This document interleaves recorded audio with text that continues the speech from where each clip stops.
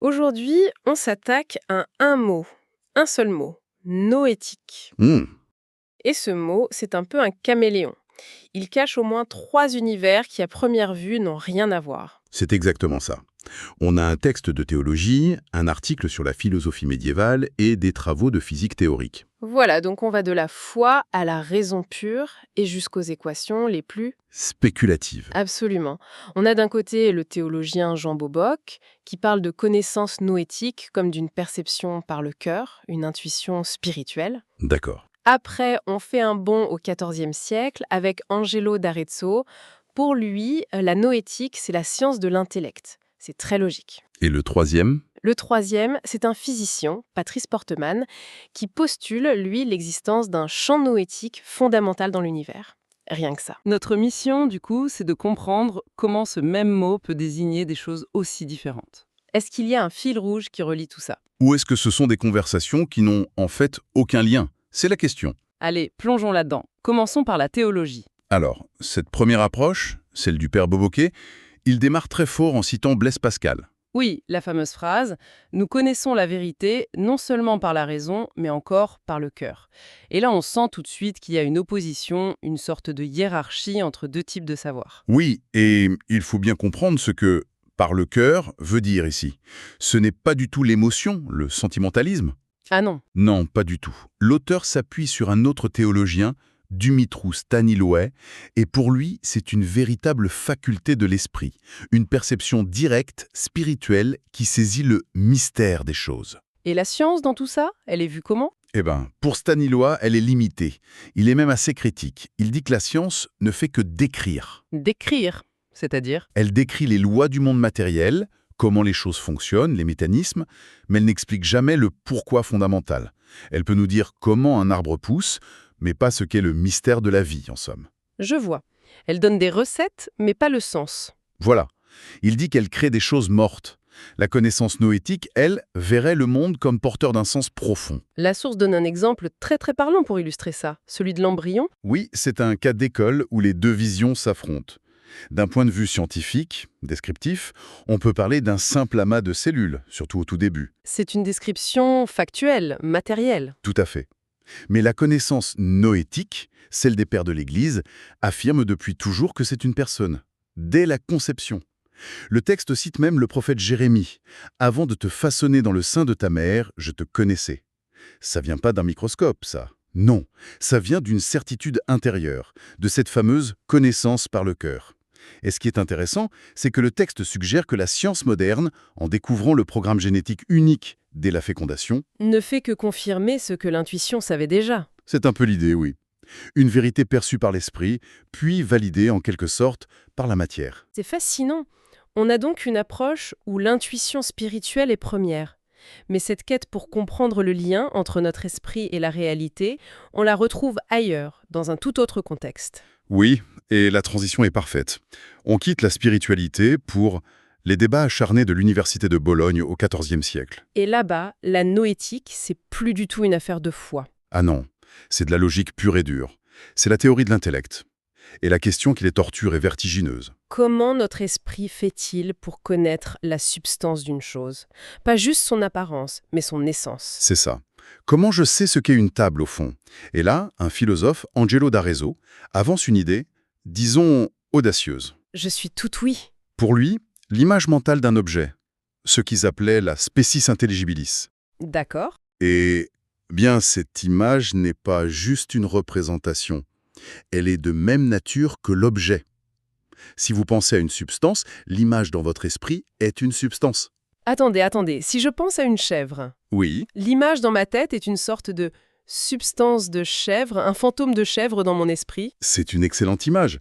Évidemment, il ne dirait pas fantôme, mais l'idée est là.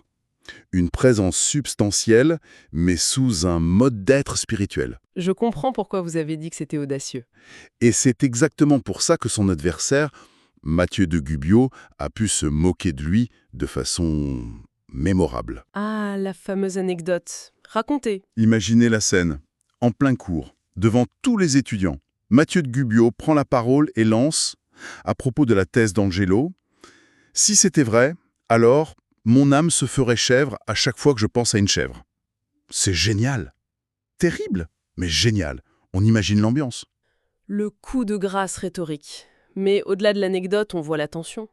D'un côté, une approche par l'intuition, de l'autre, la logique poussée à l'extrême. Mais dans les deux cas, on cherche la même chose. Toujours. Comment l'esprit se connecte à une réalité plus profonde. Et cette quête, on va la retrouver des siècles plus tard dans la physique théorique. On y arrive. La physique noétique de Patrice Portemann. Alors ce fameux champ noétique, c'est quoi? Une nouvelle force fondamentale? Justement non. Et c'est là que c'est déroutant. Ce ne serait pas une force qui pousse ou qui tire, comme la gravité. Ce serait un champ d'organisation. D'organisation, oui. La source utilise une image, il aligne, synchronise, fait qu'un ensemble tient ensemble. C'est une causalité de forme, pas de force. C'est ce qui ferait que l'univers n'est pas juste un chaos de particules, mais qu'il crée des structures. D'accord, mais ça reste une idée, une image. Ça repose sur quoi concrètement? Alors, c'est là que ça devient très technique. Pour que ce ne soit pas juste une belle histoire, la théorie s'ancre dans des mathématiques très, très pointues. Lesquelles? La géométrie non commutative d'Alain Kohn. Un mathématicien français qui a eu la médaille Fields, c'est l'équivalent du Nobel pour les maths. Rien que le nom géométrie non commutative, ça fait un peu peur. On peut expliquer simplement? On peut essayer. Dans la géométrie classique, 3 pas à l'est puis 4 au nord, c'est pareil que 4 pas au nord puis 3 à l'est. L'ordre ne compte pas, c'est commutatif. Ok, ça je suis. La géométrie non commutative, c'est un monde où l'ordre compte. L'exemple classique, c'est de mettre ses chaussettes puis ses chaussures. L'inverse ne marche pas très bien. En effet, c'est beaucoup plus clair. Et Alain Kohn a montré que cette géométrie où l'ordre compte décrit très bien le monde des particules. L'idée de Portemann, c'est d'utiliser ce cadre pour décrire aussi son champ noétique. Et le but, c'est d'initier les lois de la physique. C'est le saint Graal de la physique, oui. Le principe, appelé action spectrale, postulerait qu'un seul objet mathématique donnerait naissance à tout. La gravité, les forces nucléaires et ce champ d'organisation. La source utilise une formule assez frappante. La même grammaire décrit la lumière, la gravité et l'organisation. C'est ça, une unification totale. Mais est-ce que cette théorie, aussi belle soit-elle, résout des problèmes concrets que la physique actuelle n'arrive pas à expliquer? Alors oui, c'est là qu'elle devient vraiment audacieuse. Elle prétend s'attaquer au plus gros problème de la physique moderne. Lequel? Le paradoxe de la constante cosmologique. On l'appelle parfois le pire écart théorique de toute l'histoire de la physique. Expliquez-nous ça. En gros, la théorie quantique prédit que le vide est rempli d'une énergie absolument colossale, gigantesque. Mais quand on mesure son effet sur l'univers, on trouve une valeur minuscule.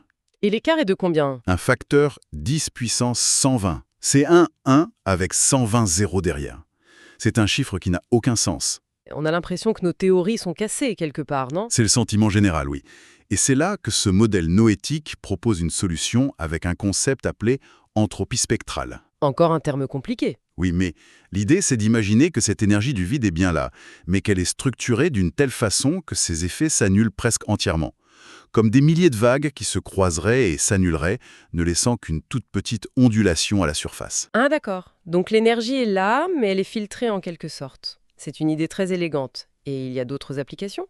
Oui, la théorie prétend aussi expliquer la matière noire, la masse des neutrinos, mais l'idée la plus radicale... Oh, c'est le lien avec la conscience, j'imagine. Exactement. C'est un renversement total de paradigme. C'est-à-dire? Dans la vision classique, matérialiste, la conscience émerge de la complexité du cerveau.